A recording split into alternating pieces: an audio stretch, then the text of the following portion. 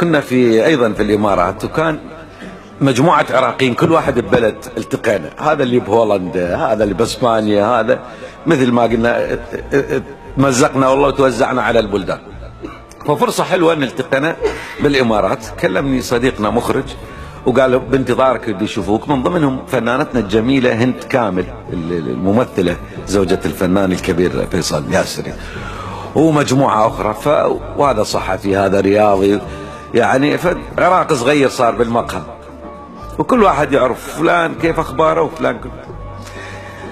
جلسة حميمة، فقريب عنا التكييف واحدة من الجميلات بردت، وأنا كنت جاي من مقابلة ولابس لي جاكيت، قالت لي ممكن معطفك جاكيتك؟ لا طبعا.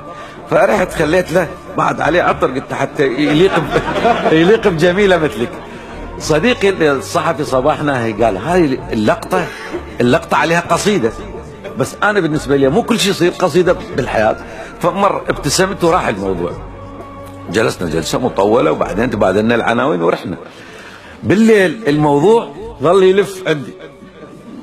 طبعا أنا ضفت له خيال ما هو 100%. لما استعارت معطفي فورا تغير موقفي.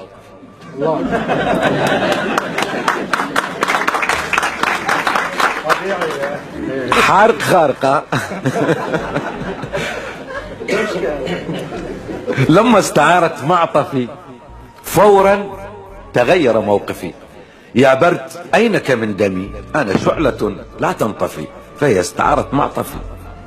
الكل من حولي هتف برد رهيب وارتجف، وأنا عن الكل اختلف، في داخلي دفء خفي. فهي استعارت معطفي. يا معطفي ما أسعدك قربي وما أبعدك، حاولت أن لا أحسدك يا ليتني أنا معطفي.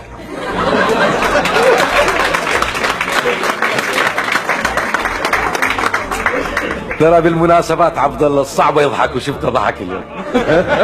يعني ضحكة من قلبها. حاولت أن لا أحسدك يا ليتني أنا معطفي. قالت أعطرك أجنبي؟ بالله لا تستغربي، هو عطر قلب الطيب. قالت بكل تلطفي تبدو الحنون العاطفي.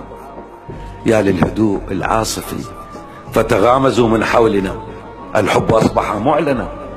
وسألت روحي هل أنا محبوبها أم معطفي؟ يمكن تمثل عليه. وتغامزوا من حولنا، الحب أصبح معلنا. وسألت روحي هل أنا محبوبها أم معطفي؟ أين الدليل لأحتفي؟ وهنا أتتنا الحافلة، فتنهدت هي قائلة شكرا وخذه قبله، قد كان يوما معطفي.